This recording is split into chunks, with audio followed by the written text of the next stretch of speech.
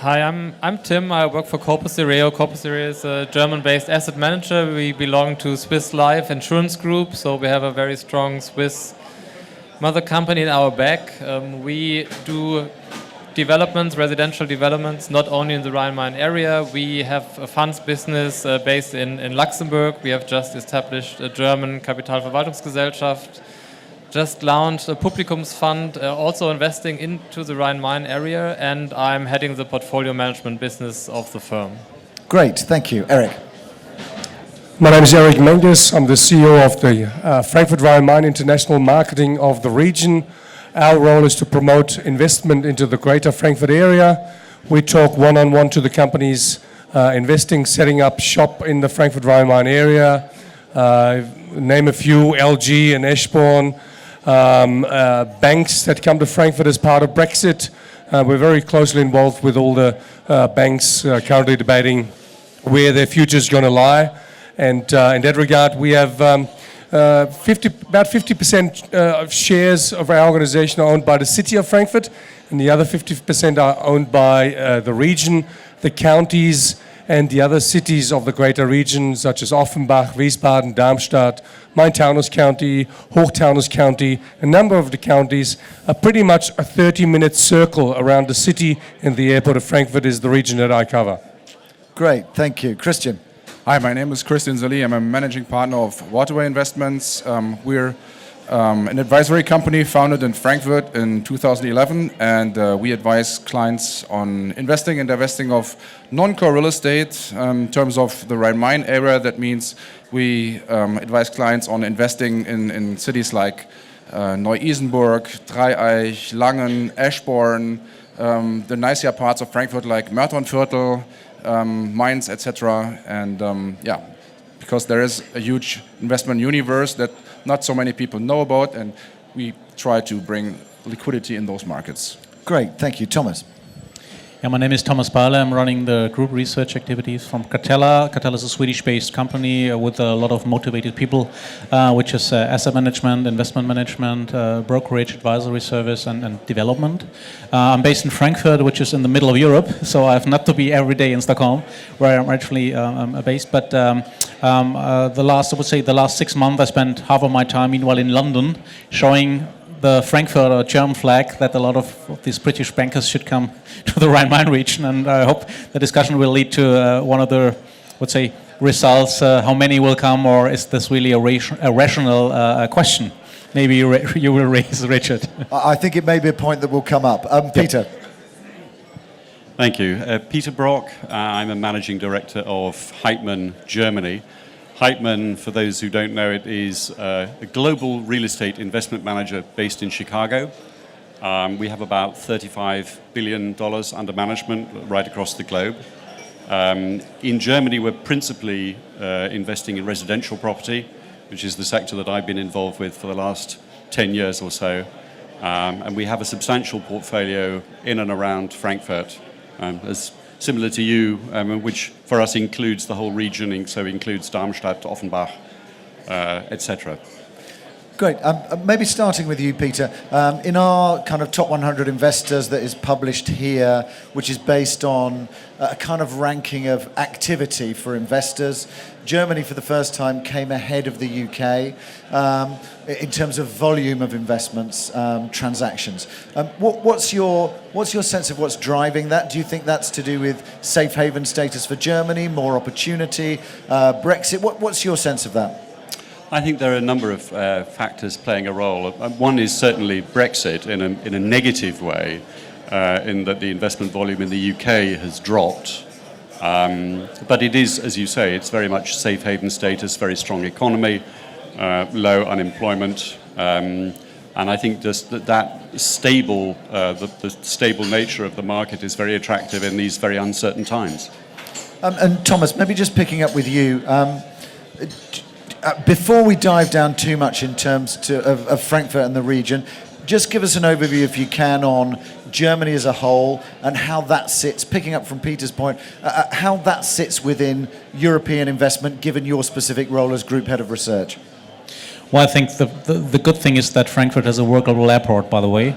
We're in the middle of Europe, but we have to explain Germany beside the safe haven status, to be honest. So if people from abroad, from outer space, came to Germany and decide to go to Germany, they have the first choice where to go. From the fashionable aspect, of course, Berlin is a hot spot, just reading the headlines, to be fair. On the other hand, most of them will arrive at Frankfurt Airport and then change the plane, go to Berlin, by the way. So again, it's it's of course the center for financial service on one hand, but what most of these investors miss is it's internet connection situation, and it's of course the airport infrastructure, by the way.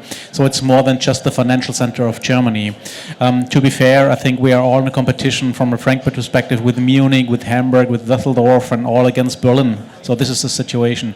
From the fundamentals, by the way, we have the highest rents, we have the highest take-up, all these positive things is of course a big plus for Frankfurt, but, and this is again where I see that a lot of these safe haven statuses will come for the next 1 or 2 years, and a question called, we should re-ask this, because I see on one hand that the demand for German as a safe status is there and it's increasing. On the other hand, the stories why we are so successful are telling more Berlin, Hamburg and Munich. And this is again where we should shout out a little bit more, just mention this. Okay, good. And Christian, in terms of the area that you're working in, sort of those more regional opportunities, smaller opportunities for investors, in terms of the traction of that with outside investors, what's happening? Are people being more interested in these kind of regional opportunities as well as those in Frankfurt CBD? Well, it starts with the fact that Germany is a bit more inefficient when it comes to the real estate markets. The company is realized that the market is a bit more intransparent. Germany is multi-centered, and that makes it a bit harder for outside investors to deploy capital in Germany. And that's where we step in and try to highlight the strengths of regional cities, for example, south of Frankfurt, like Offenbach, Neu-Isenburg, Dreieich, as I said before, and explaining that there is also a healthy real estate market there on the rental side and on the investment side. And I think this is also a part of the investment story in Germany, that you can do good deals. You can still do good deals. And maybe just picking up, I wanted to pick up with Eric actually. Well, I've left the Brexit issue until now for you, Eric, given that you're in essence in charge of bringing investors, bringing occupiers into Frankfurt, both the city and the region. What's your sense of the whole Brexit issue? Do you see that as an opportunity? Are you beginning to get more inquiries from people? What's happening in terms of the investors and occupiers looking at Frankfurt? Well, first of all, I think it is fair to mention that we weren't celebrating when the announcement was made that the Brexit decision was taken. So we knew that for an international city and international region like Frankfurt, erecting new barriers for trade is not something that we look forward to. However, on the other side of the coin, there are some upsides, and some of the upsides are that some of the business from London might end up moving to Frankfurt, might also end up moving elsewhere, but I'm pretty sure we're going to get our fair share, and we're working very hard to make sure that whatever opportunities there are, we use them to our advantage. And it's very clear that the number of inquiries have picked up substantially. They're not companies that are entirely new to Germany and to Frankfurt. They are companies that already have operations and now considering whether to grow those operations, whether to add more people, add more capacity. And in the first instance, it's all based around the EU financial passport. And the companies are obviously developing strategies to make sure that at the end of the 2-year time frame after, eventually the UK will trigger Chapter 50. So then they have 2 years to have their passports in place. So I want to make sure that after these 2 years, when the cut comes, they can, they have a seamless flow of business and are able to use their bases on the continent the same way they use the base in London. I think this is the primary move we're seeing. In the wake of that, we will be seeing a lot more activity from other sectors, such as automotive, life science, very strong sectors in the UK, have a lot of linkages into Europe at the moment. These linkages may be cut, and we will need to look very closely where the opportunities are for us. What was mentioned before, that yes, Frankfurt is the financial center, and that's why within Germany there's a lot less competition for the financial players. When we're talking automotive, when we talk life science, all of a sudden we're talking about competition with Berlin, talking about competition with Munich, with other places in Germany. Whereas in the financial services space, I think we're pretty unique in Germany, and we only have to compete against the likes of Paris, Dublin, and maybe Luxembourg.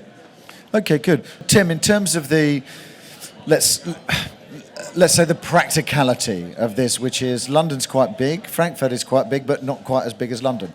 In terms of being able to fit, how much of an impact do you think it will have? And what's actually practical and possible within Frankfurt, which has quite tight controls in terms of the space that can be created? What's your sense of the benefit that Frankfurt might gain from this? Well, I think Frankfurt would really benefit from more banking stuff coming from London and other financial centers, and help us fully occupy our available office space, because when we talk to our investors that are not from Germany, some of them prefer Munich, Berlin, Düsseldorf, Hamburg instead of Frankfurt, because they don't think that there is sufficient demand for the medium and long term to occupy all the towers and maybe all the new build towers. On the other hand, they would all like to invest in Frankfurt residential, because there is limited residential, rents follow an upward trend, and we see limited amount of space. And well, as Mr. Feldman said yesterday, we investors should be careful in how we pitch this, but I still think we need more space to build more residential lots. So residential for you is kind of one of the key drivers for the city and growth of the city? I think so, because 10 years ago we probably thought that the Europaviertel is not going to make it, but now it's nearly fully built. We have the Riedberg there, and honestly 10 years ago I thought, why should anyone live out there? It's close to Oberursel, it's way off, but it completely changed. Riedberg is fully occupied.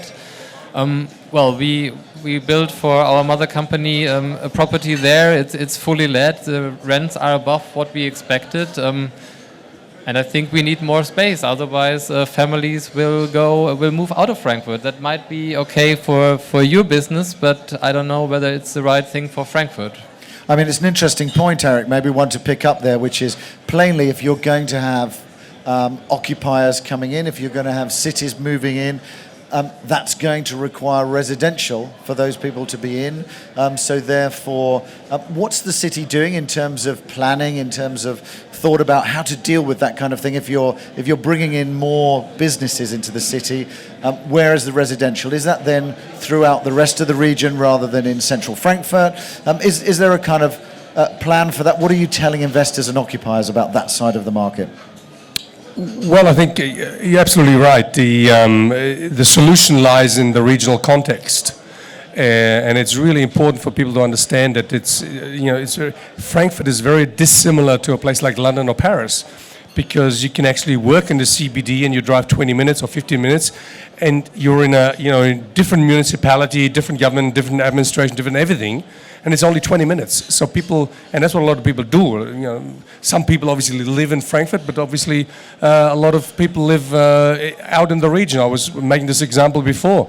In our organization, we just had the region around Limburg join our organization of international marketing.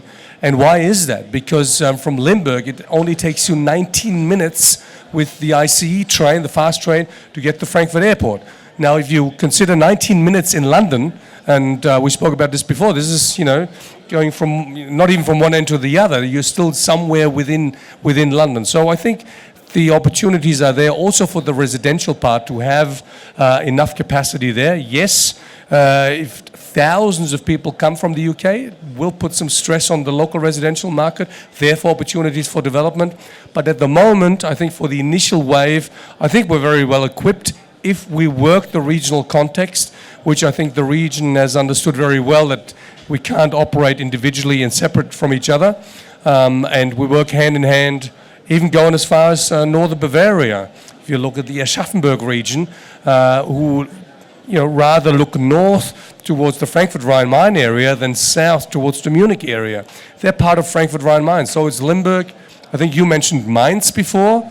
This is all part of the region that is looking towards the Frankfurt-Rheinmain airport. And if you look around the world where the hotspots for globalization are, that I believe will develop over the next centuries, they're all around these major airports. And Frankfurt is one of those hotspots of globalization, and I believe we'll see a lot of growth in the future. Okay, good. And Christian, in terms of your view, do you see these kind of city clusters, this kind of regional approach of bringing cities in together and to make a more compelling case for investors? Do you think that adds to investor confidence in terms of maybe going into the smaller regional cities? Is that part of the process? Oh, absolutely. I totally agree. When we market investments like in Langen, for example, then one of the main reasons tenants go there and investors go there is that it's part of the Rhine-Main area, that the airport is 5 minutes away, that you have the highways A3, A5 in like 2 kilometers distance, etc. And I wanted to say regarding the population growth in Frankfurt is growing by 15,000 people per annum and had like 620,000 people in 1990. Nowadays we have 730,000 almost in June 2016. But the same applies for the regional cities. If you look at building sites in Dreieich or in Bad Homburg, etc., there are new buildings and construction everywhere. Yes, the same applies for the regional cities in the Rhine-Main area, and I totally agree with the airport and the good ICE train network also. That's equally important. That's a big factor in the regional economic development of Frankfurt-Rhine-Main region. Okay, good. And Thomas, in terms of, we did a session on human capital earlier, and a number of things on global capital flows. And what was coming up in a lot of those was that actually it's the people who are in the city that are beginning to be what investors are looking for, in a sense, which is if you can attract the right talent, keep the right talent there, then that actually makes the city more of a sustainable investment over time, because that will draw more of the same people and create more work and create more. Is that something that you're seeing? Because plainly that's sort of, in terms of the design of cities, you'll have seen that in Stockholm. The Nordics have been very ahead on that. Is that something that you're seeing here now? And are you playing that sort of human capital index into your thoughts about investment? Yeah, absolutely. I think coming now to the Frankfurt approach, I would say we feel a positive pressure by the local authorities or government that we have to create more mixed-use activities. The history of Frankfurt, of course, with the banking district, its monocentralized banking towers, moved now to this so-called mixed-use thing, which attract, of course, more people. And for me, the last 2 years were so fantastic because we see in my Frankfurt lifetime, for the first time, that a massive amount of people, 2,000 ECB bankers, came to Frankfurt and bring their external knowledge and their skills in, which means quite simple. They buy flats, they sell flats, they have a higher consumer rate, and they ask for infrastructure. And they are all, and I know a lot of these, they are all so surprised that it's you can use a bike there to come from one edge of the city to the other edge. So this is again where we see a lot of positive things on that, because the new urbanists, I think they are not in Berlin, by the way. They don't leave their kids. In Frankfurt, it's more mixed-use thing. And again, I mentioned the positive pressure from legal authorities to create these kind of office, retail, resi in one plot, as you can see at the Deutsche Bank triangle, but also 5 years ago at the Grünhof from DEC. So this again where I see that Frankfurt is also in these kind of type, a kind of front runner for Germany, away from these Charta of Leipzig monofunctionalized and mixed-use thing. And this is again, for me, the DNA who attract, of course, more people. On the other hand, I think we were all socialized when you start, let's say, get married and babies and all these things. You move in the outskirts, in the townhouse or wherever. I wouldn't say this will come to an end, but we see the most active parts with renting or buying flats and babies in the Offenbach harbor region and in the Westhafen, by the way. So this is now an inner city game, and not like in the good old days. They are move all out and pay their tax. And Peter, obviously you're doing, I guess, in Germany what in Heitman in the US would be called multifamily to a certain extent, which is private rented, student housing, but also senior living, micro living to a certain extent. How do you see, drilling down into some that sort of sector, how do you see the trends there, and how do you see that developing? I think what we're seeing at the moment is a gradual disappearing of the boundaries between these sharply defined sectors. So you're seeing a mix of between student, young professional, micro apartment. Obviously there's a lot of development activity in that area. It doesn't replace for us multifamily, it's an addition. We look right across what we call the living sectors. Those are subsets of those living sectors, but we do like to have as it were, the fairly straightforward rented residential as a bedrock within a residential portfolio. As it were, the issue for a lot of investors is getting their heads around, is this residential or do I have an operator risk, do I have a credit risk? And that very much depends on the way that the development is structured. Does it have a large amount of amenities as US multifamily does, or is it fairly straightforward, just a bed and maybe a rudimentary services? I think that there's room for all of that. As I say, it doesn't replace, also for Frankfurt, it doesn't replace the requirement to build straightforward, long-term housing for rent. And that is going to be a growing problem for Frankfurt. But as we've all said, I think now, the beneficiaries are what used to be the satellite locations are now very much part of that one residential market, places like Offenbach, for example, where we have quite a lot of property and have seen some very, very positive development over the last few years.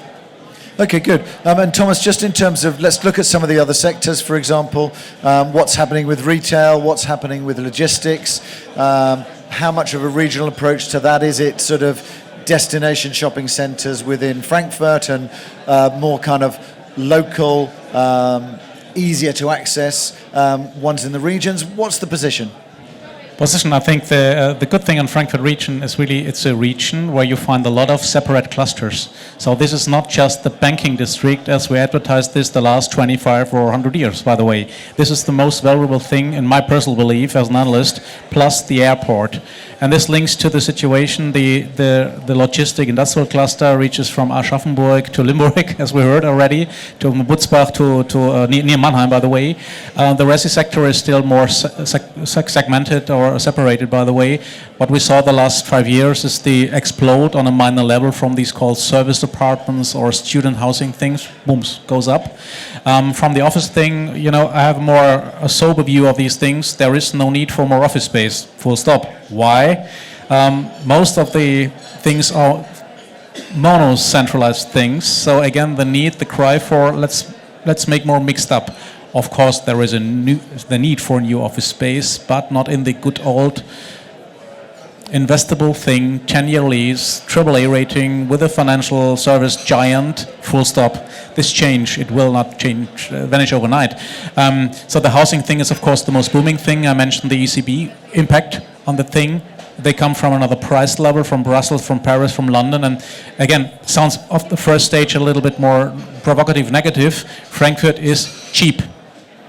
Cheap compared to the rest of Europe, where most of our clients come. Cheap from the perspective of Wall Street, New York, by the way. We shouldn't advertise the cheapness, by the way, but I think this is one of the big advantages if you try to compare these things.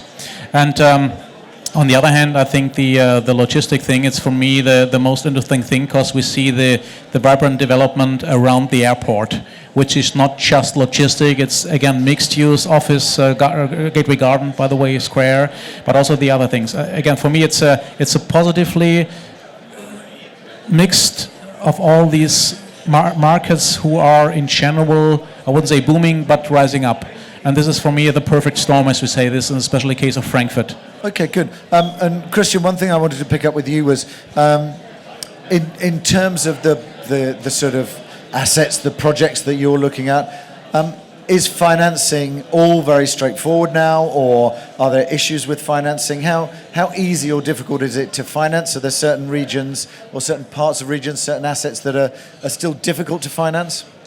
Well, that's the big main difference between the last cycle and also the difference to investments in core locations like downtown Frankfurt, that banks are not that willing to give leverage on those deals because they are not very much used to those properties, and only basically clients who have long-standing relationships, Hausbanken, are able to finance those deals because walls are low, and on paper locations do not look that great. But then again, you have to explain a lot, and sometimes there is not enough time to explain the banks how good such a location like Eschborn or south of Mainz is, literally. I wanted to add one thing to what was said. People say about Frankfurt, it's a banker city, etc. But over the last 8 years, I think Frankfurt added like 50,000 industrial workplaces. So one should not forget that Frankfurt is an industrial city as well. Just I wanted to come back to the point about the financing just briefly, which is, does that mean that really you're getting quite a lot of pure equity players coming in for those who don't require finance? Yeah, that's true. That's true. Or players that acquire all equity, then are able to lease up the property up from 50% occupancy to 70, 80%, and then refinance. We see that a lot.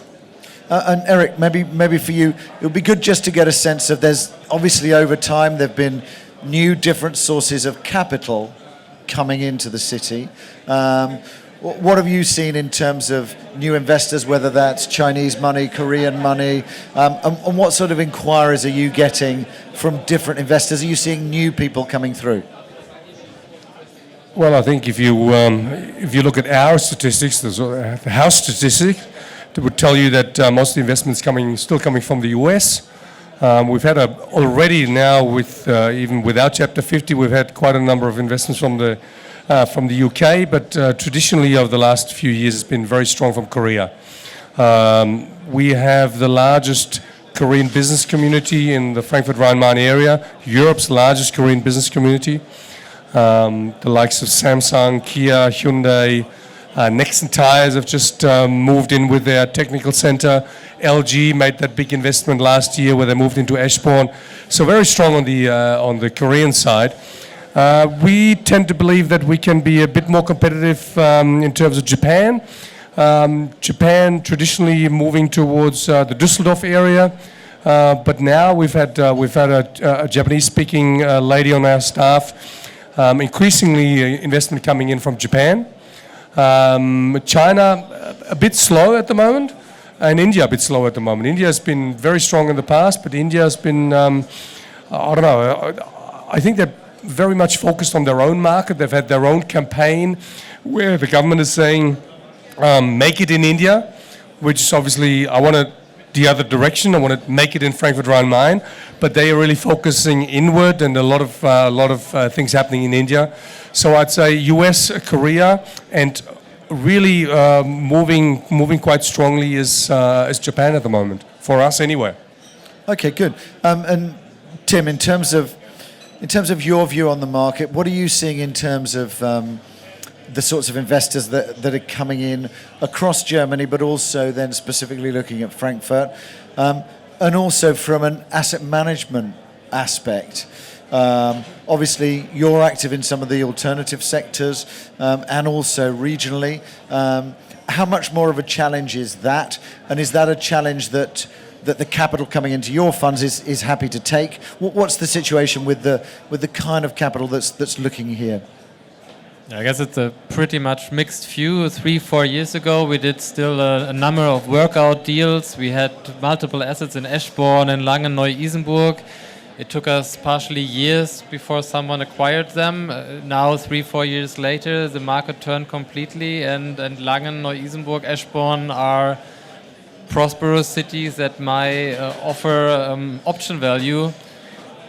3 years ago it was option risk, yeah. So it completely changed. The investors we cater most of the time are core investors, now pretty solid investing, and they still shy away from Langen and Neu-Isenburg. So they would go more for the city center, for what is perceived as core investing.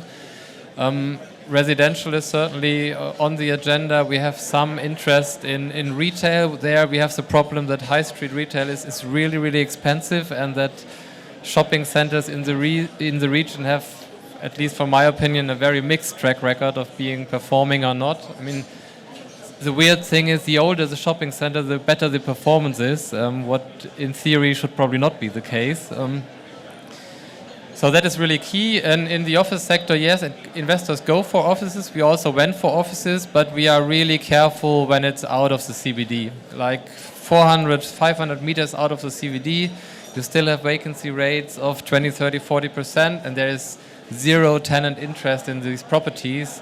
While when you're on the right side of the street and only 200 meters away, the office is full without doing much. And I think there we are really careful, and we try to educate our investors that they should be careful as well.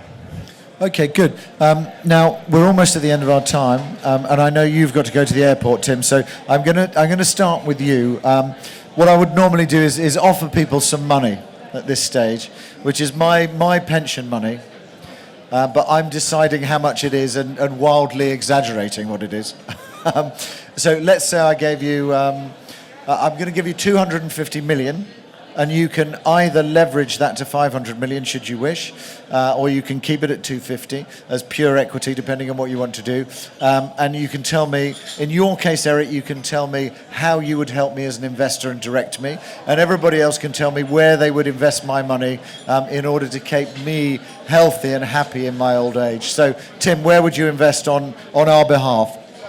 I would probably not be able to allocate all the money, but I would try to go for modern logistic concepts, like concepts that cater the future of online retailing, like concepts that enable delivery of food retail.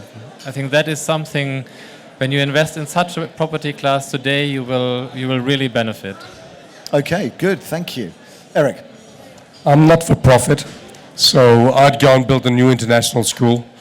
I think that's probably could be a good investment. The other one which we are seeing a lot is, I think it's going to be in demand a fair bit, even as part of Brexit, is data centers. Not been talked about so much, but data protection is going to be a key issue of Brexit. A lot of data in the UK at the moment, not allowed in the future. All I can say is that we're getting a lot of requests. So whoever's interested in putting up a data center, I think there's a good opportunity for the future. Okay, good. So we've got logistics for food especially, and data centers. Very good. Christian? Well, I would go for secondary office locations that you can acquire way below redevelopment restructuring costs, and undercut the other office competition in suburban Frankfurt markets. Okay, good. So, secondary office, to add to that. Thomas? I would bring all my money in a dated high-rise tower in Frankfurt, whether it's Neue Mainzer or Mainzer Landstraße, and converted it into something called resi, office, and massive retail in the basement. Okay, so change of use.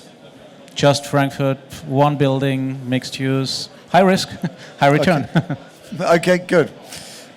Peter? Well, I'm a residential investor, so I would stick to my guns, but I would invest in the secondary locations because there the growth potential is highest, and in modern stock, and I would put a substantial allocation, maybe 30-40%, into student housing. Great.